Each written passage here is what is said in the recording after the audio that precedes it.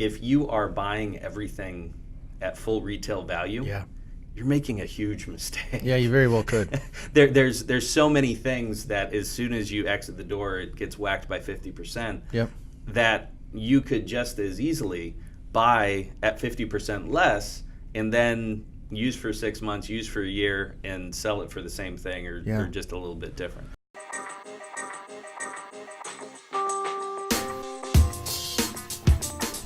From Goalpost Studios in downtown East Lansing, Michigan. Hello and welcome to the Earn More, Keep More show, where it's our job to give you tips, tricks, and strategies to earn more and keep more.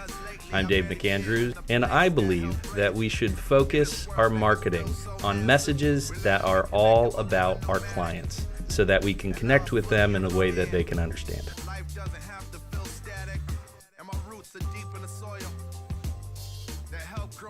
Welcome to the Earn More, Keep More show. I'm with, as always, Dave McAndrews. I'm Matt Love, and we have a special guest today, Thomas Blaine, owner and operator of Garden City Pawn. I've known Tom now for a little over a year, and had no relation to David Blaine. No relation to David. I got really excited. No known relation.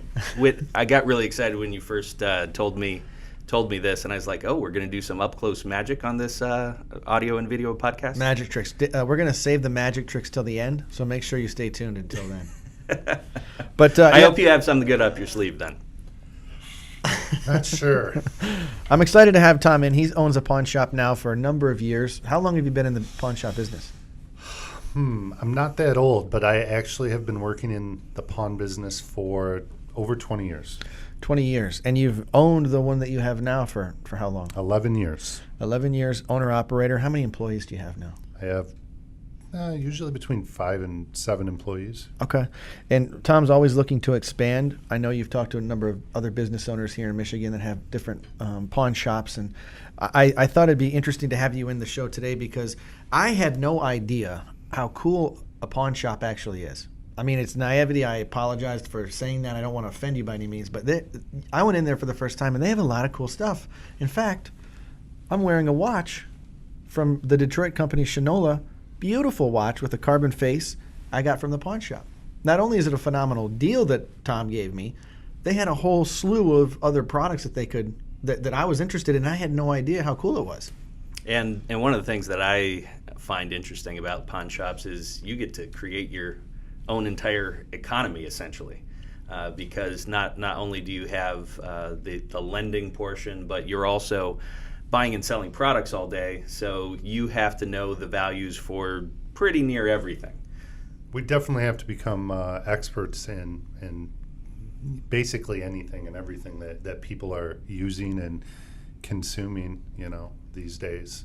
And the pre-owned and resale industry, I think, is really, really blown up in the last 10 years too. So it's just becoming bigger and bigger and more fun too. Yeah, a lot of people have a conceived notion of pawn shops. I know I did, is watching TV. Hardcore Pawn out of Detroit, and what's the other one? Pawn Stars. Stars. Yeah, everybody loves Pawn Stars. But when they have a question, they'll go, "Oh, I got to call in a guy. I got a guy. I got to call in an expert." Call in an expert. Do you call in experts, or do you rely a lot on? Well, I just said earlier that I don't claim to be an expert in anything, but we try to be the knowledgeable. Maybe not an expert, but we try to be knowledgeable in everything that we that we're buying and selling every day. So we're pretty good with diamonds and gold and coins and electronics and tools. So. Beautiful. We definitely, learn a lot about them over the years. And what the show obviously is about, earn more, keep more, and interviewing business owners that have turned problems into a process, so that they can either earn more or keep more of what they're making. And a lot of times, I find it interesting that a good business owner and someone with a good business sense sometimes doesn't realize that it's a good business sense. And I have a couple of friends like this that come to mind.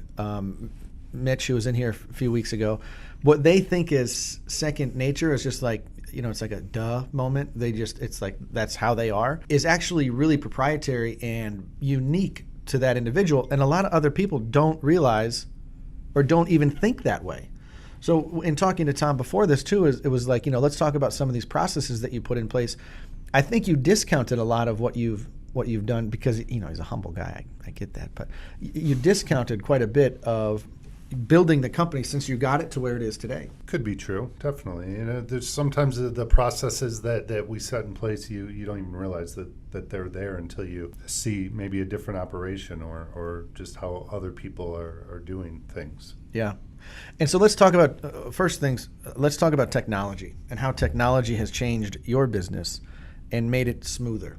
Can you imagine not having access to Google or not having access to a sales software system that you could inventory all of your stuff like you do now? I mean, the software system in the pawn business that we use is it's a rather new software, and it's light years ahead of what we used to have access to before. And it Which was what? A notepad? Well, I mean, there's been paper. software for the pawn industry for over 20 years probably, and we were early adopters, but newer systems have made it much better. So what much types of smoother. things are you looking to track on that type of I software? mean, it helps our employees make a judgment call on what to offer for an item when it comes into the store. It gives them, basically, they can type in a make and a model number of whatever, a MacBook Air, and it will tell them how much to offer with relative, That's got to be hard, hiring employees and then expecting them to know so much about stuff because you guys offer everything. Mm-hmm. I mean, I walked in there for the first time. What do you have? 20-some, 30 TVs on the side, computers, guitars, game systems. I mean, we're buying and selling anything that we can to pay the rent, basically, Yeah. If somebody wants that item, we're going to buy it and then sell it. Yeah. And the software allows that to be a lot more streamlined. Back in the old days, we had catalogs that we looked through to see how much yeah. a toolkit cost. Now we just go to Home Depot's website or Google's website or eBay. Yeah. I remember going to car shops back when I was in high school. You needed to get a light bulb or something for your car, and they pulled out the thick catalog. I mean, it was on a ring binder like 6 inches. Massive catalog. That's time consuming. That's not efficient. Right. We can take transaction times down to 5 minutes now. And it also, I would assume, it limits mistakes.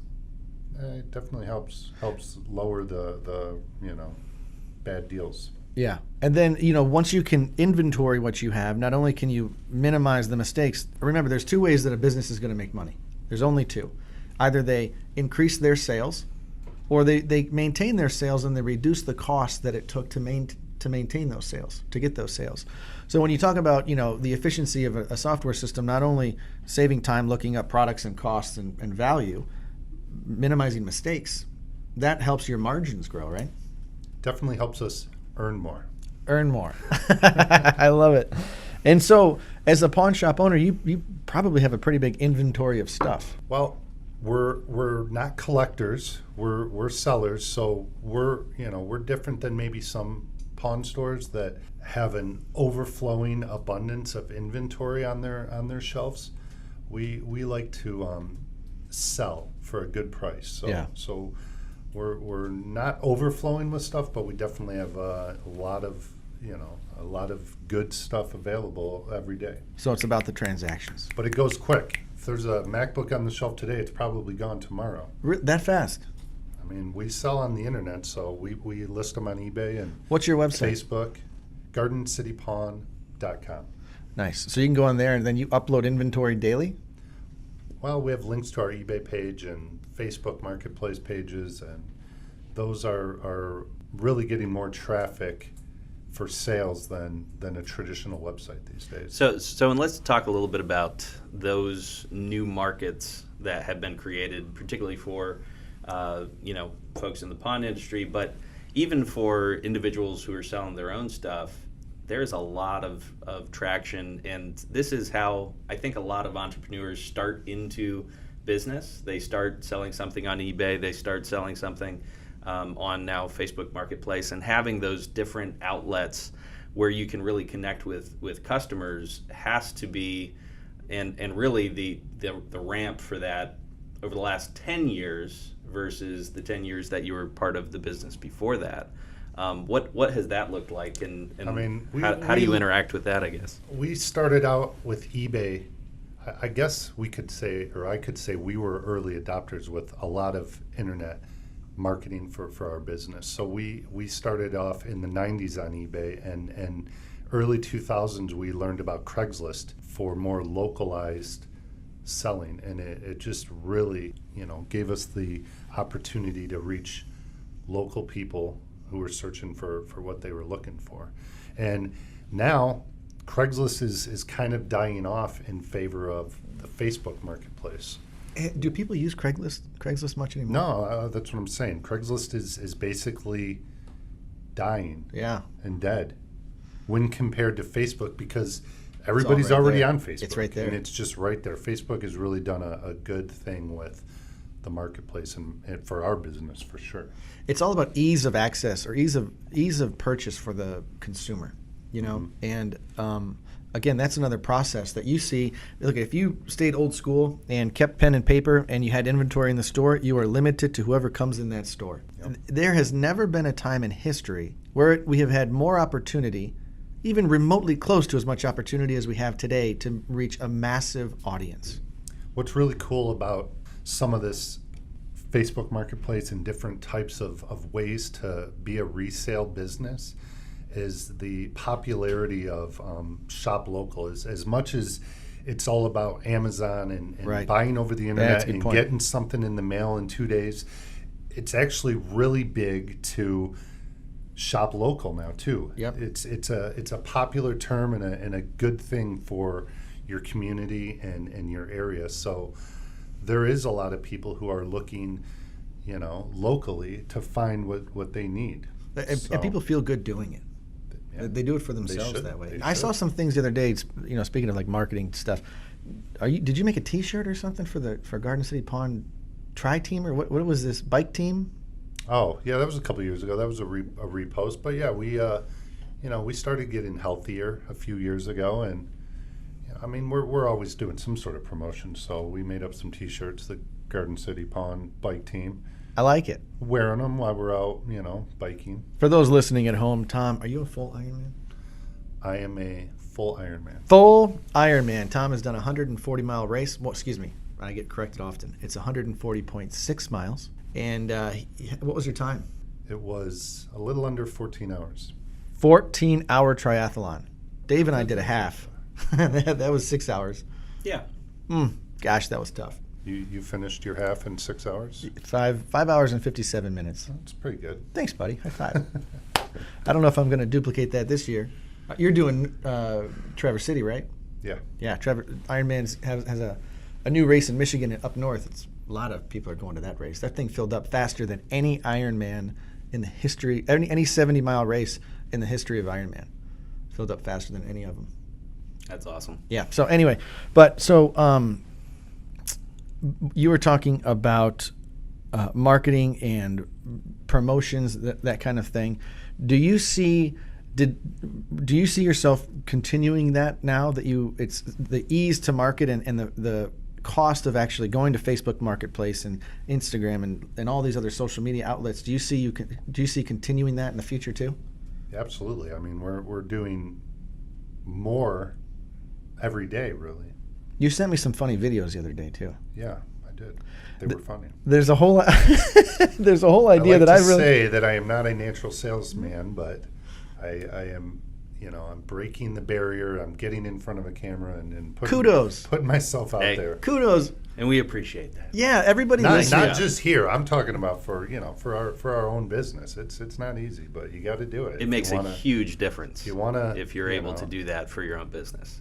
And I think we have to a really good educate Yes. and entertain our customers. That's right. Right. Here's an idea.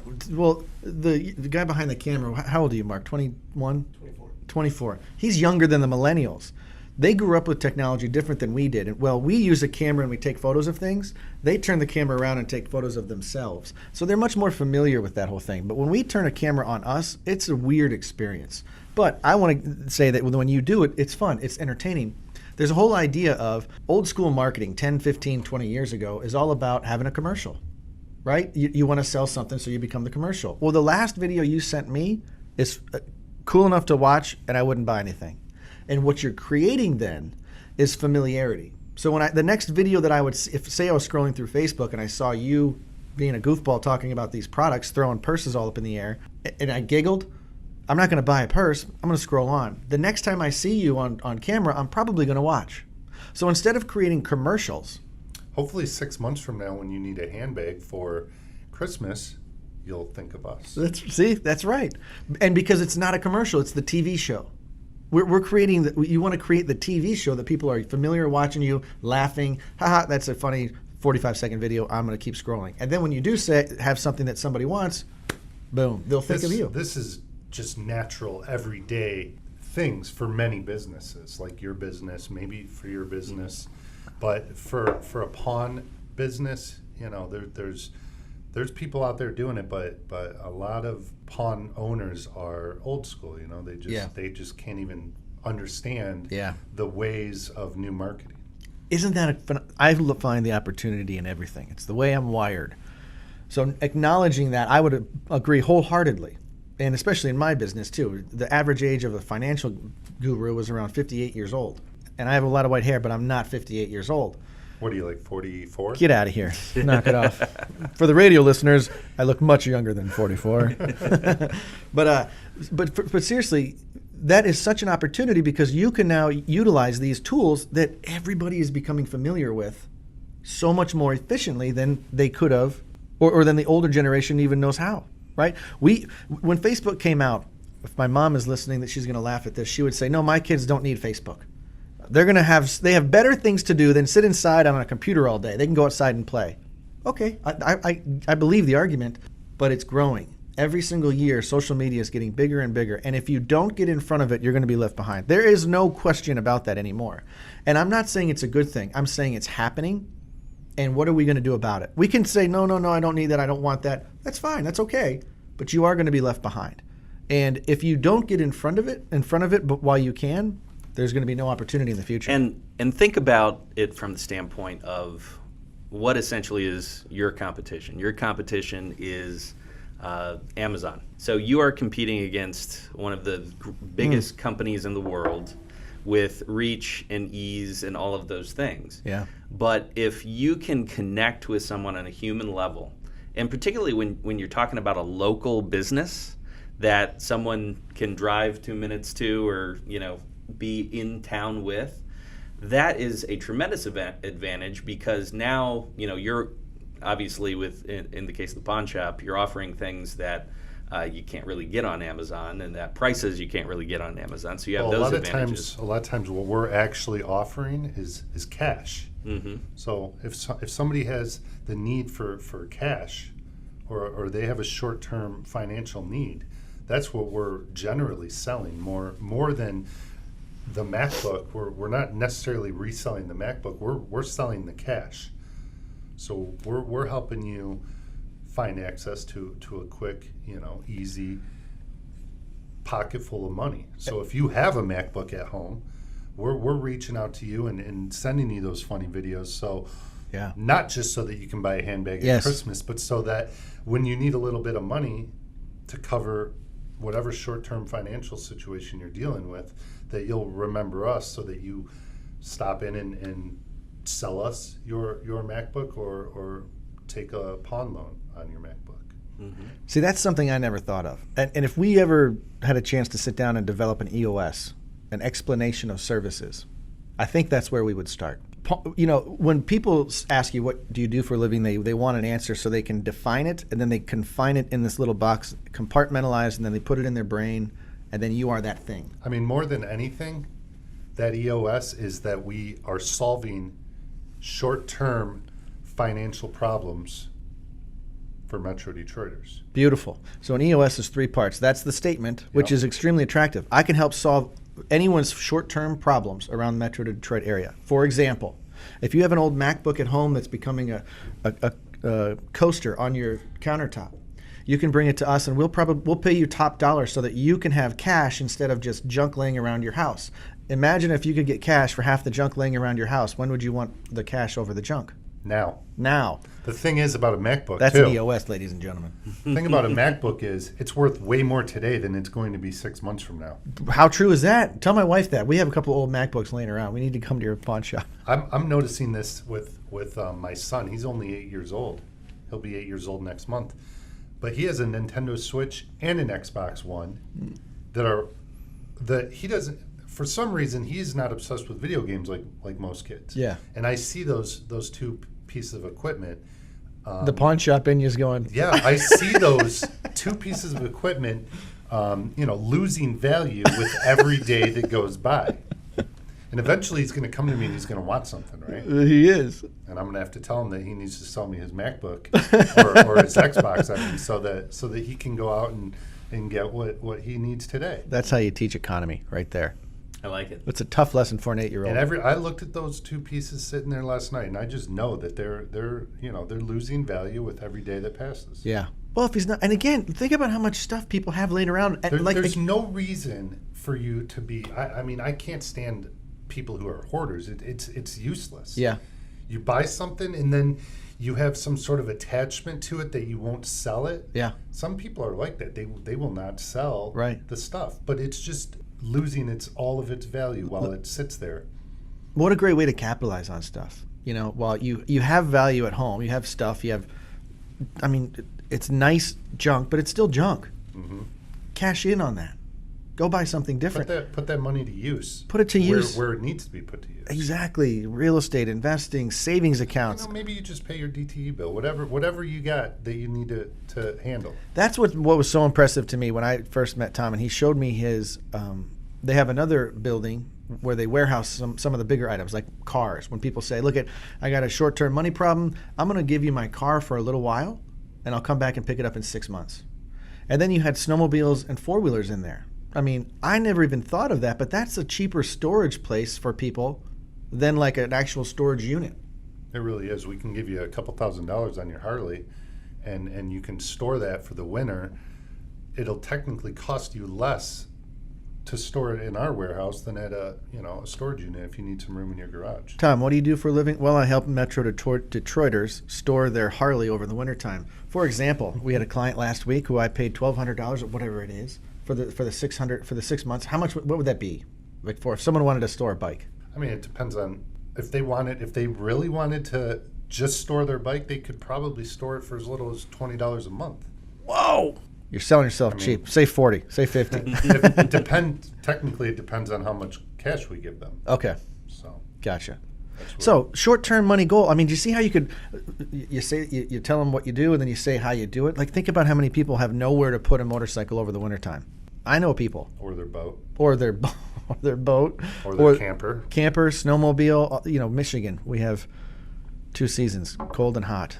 I store my own boat in the warehouse. Do you? Did you get a good rate? $40 a month. He's strict, isn't he? So one of the things that I really like about this conversation is the creation of the secondary market. So a little bit about my background. I spent about 10 years dealing in the secondary medical equipment market. So like MRIs, CTs, things like that. And one of the most interesting things about that, and one of the things that really informs my business dealings today, is the fact that there wasn't a blue book on the majority of the things. And now it sounds like with all of the software improvements and those sorts of things, that blue book is starting to get created so that people that you hire can execute, and it's not quite as hard for them to absorb all the information on all the different things. But just knowing a particular piece of an economy, like I did with medical equipment, was a tremendous advantage to being able to understand values for everything. Just as you walk the world, you understand kind of what things cost. It's interesting how much less stuff is worth than what it actually costs, isn't it? It gives you a very different perspective on just about every type of transaction you do. Makes buying and selling challenging sometimes when somebody pays way too much for any given item, and in reality, a day later, it's worth quite a bit less than what you paid for it. And honestly, I think this is a good lesson for the entrepreneurial community. You don't know what you don't know. If you are buying everything at full retail value, Yeah. you're making a huge mistake. Yeah, you very well could. There's so many things that as soon as you exit the door, it gets whacked by 50%. Yep. That you could just as easily buy at 50% less and then use for 6 months, use for a year, and sell it for the same thing or just a little bit different. Think about the people coming out of college that have a hard time finding a job because you need experience. So I hear this all the time that, you need 3 years experience, you just come out of college, you have no experience, how are you going to get a job? Well, there's ways to hustle. Here's a business model that's nationwide. People know of pawn shops that survives. They thrive on the idea of buy low, sell high, and selling used items. The ego in us steps in when we want to get a lot of brand new stuff. Like my watch that I mentioned. No one on the planet knows that I'm not the original owner of this watch. Well, the day after you buy that brand new, it's used. It's exactly. And no one knows that I didn't buy it brand new. People still go, that's a cool watch. Thank you. I could get a Shinola collection by going to your store for the next 6 months. And I would pay 30, 40% of, retail. Now, I'm not saying I don't want to hurt Shinola's sales by any means, but this market is out there. So for the people that are trying to save more, don't buy brand new. This is happening in all industries, though, when it comes to resale.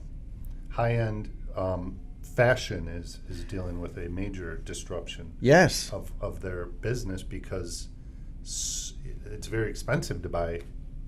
And talk about losing your value. How much are the new Yeezys? A lot. $350, $400. My friends $700. listening, you know who you are. You own the Yeezys. Where did you get those, and how much did you pay? My employee who's listening, you know who you are. He bought a fake pair a couple of weeks ago. Sweet, that's the way to do That it. was a nice learning experience for us. Did he make? Did he get a good deal? Not on the fake ones. They were fake. So He did thought not they know were they brand were new? fake. he thought they were real. He thought they were real. Yes. Oh my Genuine. goodness. It'll be a good learning experience for us so that we can learn the difference between genuine and replica or Yeah. fake. Yeah. We're Wow. thinking about doing a 10-minute video to put out there to the world about learning the difference between real and fake shoes, Yeah. Jordans and Yeah. Yeezys. Educate. That's so powerful. I mean, I don't know if we're onto something here, but the idea of not paying retail to get ahead, that's. I think it's definitely got me ahead. I remember I bought a brand new car. It's got you ahead, you said? I mean, I've been not paying retail for 20 years for most things. I mean, I buy stuff new once in a while, but obviously it's got to get me ahead a little bit, right? Right. I mean, I bought a brand new car when I was in college. Dumbest thing I ever did. So stupid. I think I paid 21 grand for this. It wasn't worth 16 when I drove it off the lot. And I think I sold it for like 12 a year later. Jack, don't be so hard on yourself. I I don't regret the few new purchases I make because there's tons of But you have an idea. of resale purchases that I made along the way. Exactly. You have a reason good for that. deals along the way that it way more than balances it out. Totally agree. I'm Well, talking I about beginning. appreciate people like you who would dump their money into a new car so that there's a good used car market for me to buy. Yeah, you guys won on that deal. And again, I think that's correct. Like, I like buying brand new things too, but for a lot of people that are, if you're an entrepreneur, a lot of businesses fail very early. So we're learning where do you put your assets? How do you save? How do you buy things? Well, there's a way to save money going into it, and this resale idea is a phenomenal example of how you don't have to buy brand new, especially if you want to catapult yourself ahead. Well, let's talk about the 20-somethings out there.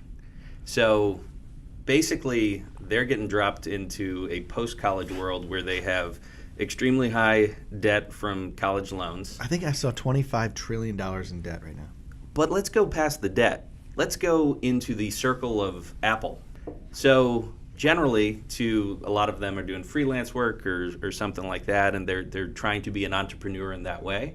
But they think they need the brand new MacBook, which is going to drop $3,000 on that. Yeah, if you want the warranty. You're gonna need the new phone by the way, every year, which is going to be $1,000 there. And by the way, So- they're leasing those phones a lot of times now, which Right. is terrible. which is a high dollar figure going forward. So But they right do it there, because of the low upfront cost, right? Yeah, it's only $22 a month to lease a $1,200 phone, right? Wow.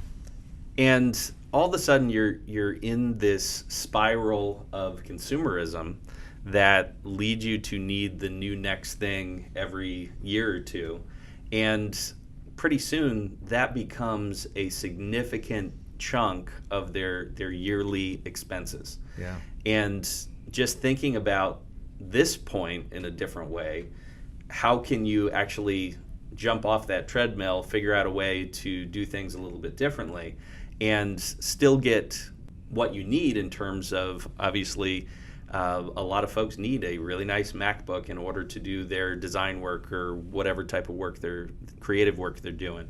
But there is a different way other than going to the Apple store and just basically saying, Yeah. "Can I sell you my blood?" Yeah. Because Even- it's so going to even get if sucked you out of me for have the next to- few years. Even if you have to buy a MacBook on credit, I would highly recommend buying something used from eBay or from a pawn store like ourselves, because you're saving 30% at least on a MacBook. You know what that means so much. That means that extra 30% can go to pay your DTE bill or rent that month while you're starting that startup after hours or whatever it is after college. That's massive. So when you get a MacBook, do you wipe them all clear? I mean, it's like a brand new.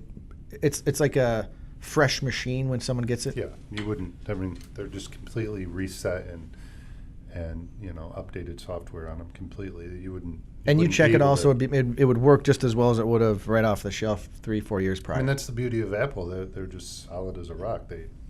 It's like a 20-minute process to clean them off and update the software, and they're like new again. Wow.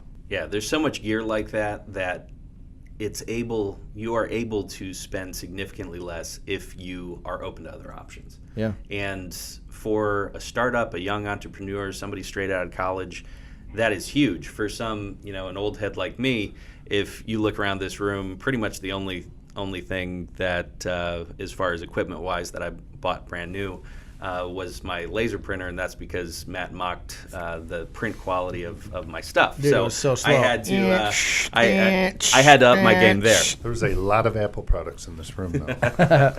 There is, and half of them I got from the MSU surplus store, Oh, which that's is a nice nice. little local gem. One thing I was thinking of, okay, so let's say you buy your Apple computer 30% off. That's equivalent to having a 30% increase in sales for the consumer. So if I make $1,000, I'd have to, if I save money on that purchase, 30%, that's 30% that goes back in my pocket. The only other way to get that 30% would be to exceed my sales by another 30%, and the net result is exactly the same.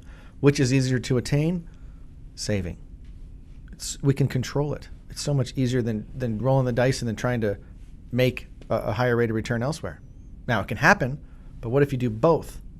What if you buy the computer with the 30% discount, and it's a Mac, so you do phenomenal work, and then you increase your sales, now you get a double whammy. That's how you explode in business, is just not spending your money Here's the takeaway.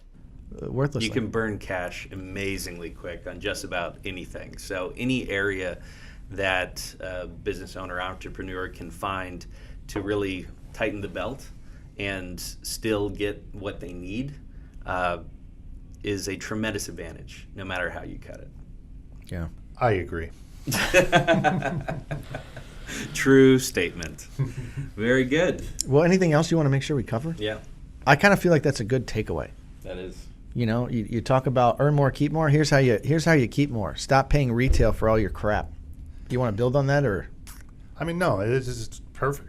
If you want to earn more, stop paying retail. And you are the king of that. I mean, if you want to talk about that for a second, when you're involved with interest rates. If you want to earn more, borrow some money from me.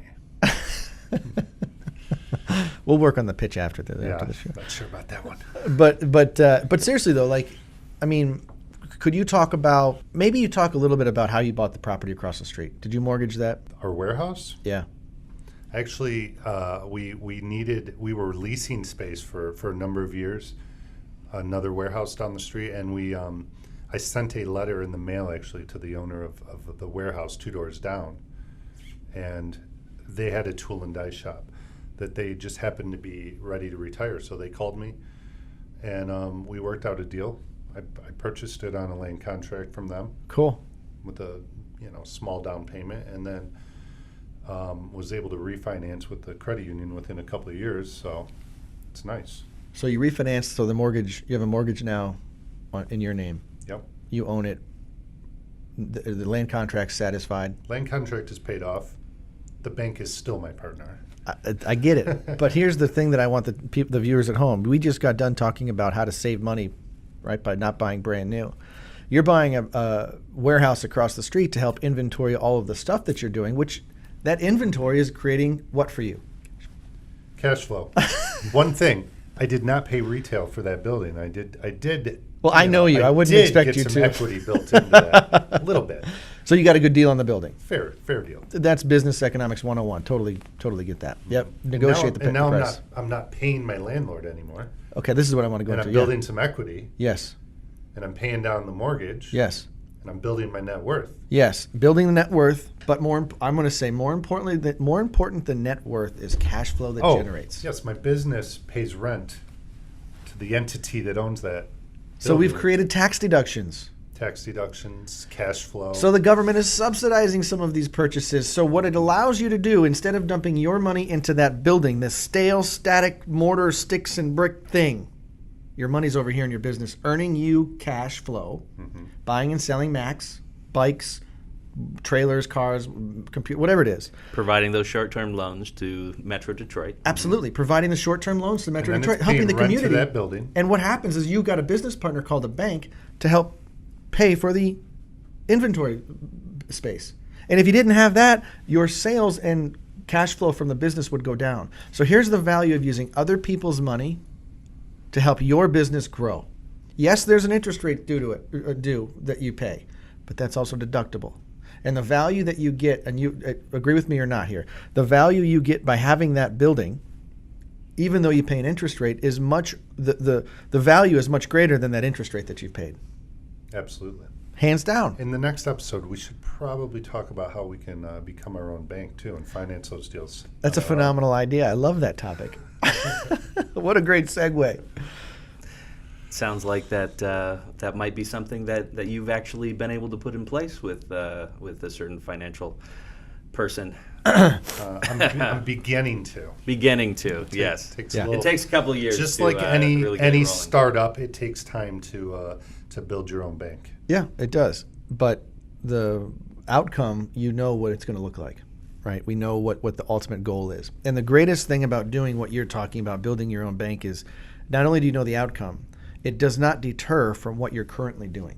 We got to make sure that GardenCityPawn.com is going to be thriving. Cue the song. Cue the song. .com. No, not that song.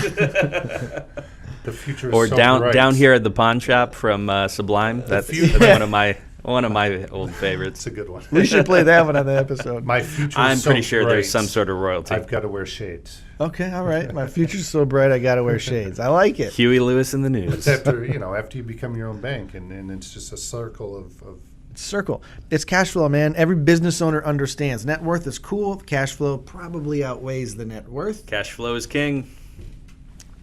Yeah, I was going to bring up a somber topic with Notre Dame in France burning down. yes. Now, they're worth billions of dollars, but their billions it's all tied up in real estate and stuff. It's not like they have a lot of cash flow. And so you have all Who's these. they?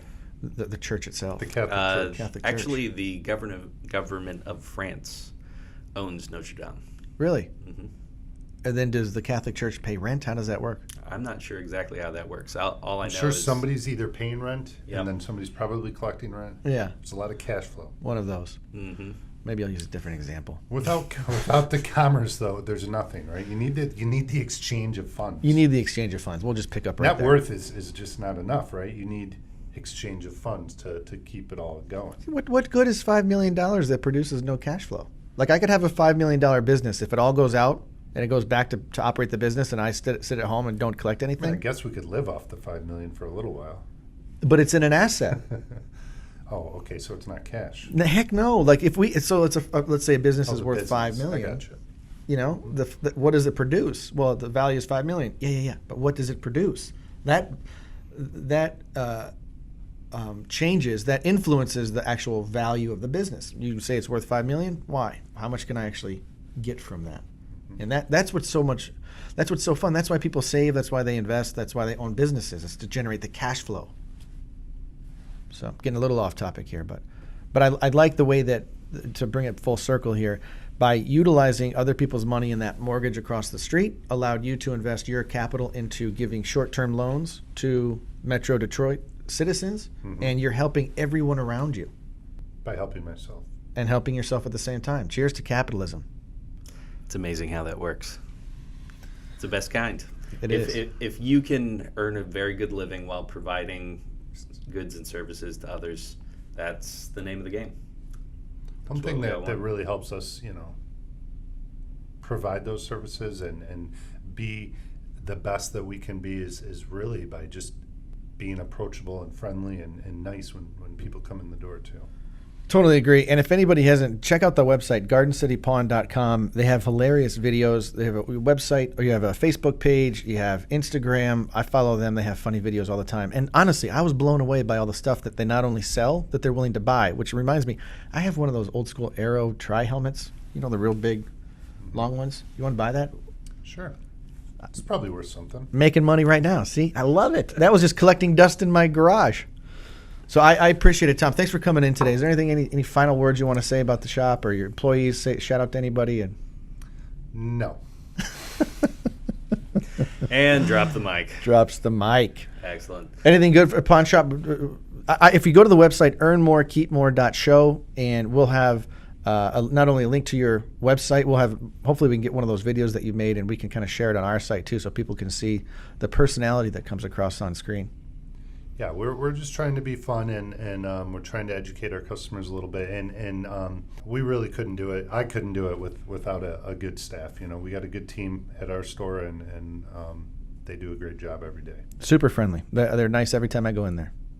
Good stuff. Thank you so much for coming out. Much appreciation. And we'll have to check out GardenCityPawn.com. Good Thank stuff. you. Thanks for having me. Thanks for coming in, Tom.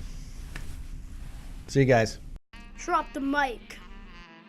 Well, thank you for listening to the earnmorekeepmore.show. Do not forget to hit that subscribe button below so that you can make sure you're up to date on all the new episodes. And if you want to be a guest, we would love to hear from you. On our website, we have an easy downloadable form where you can put in your information and share with us your experience of how you've turned a problem into a process.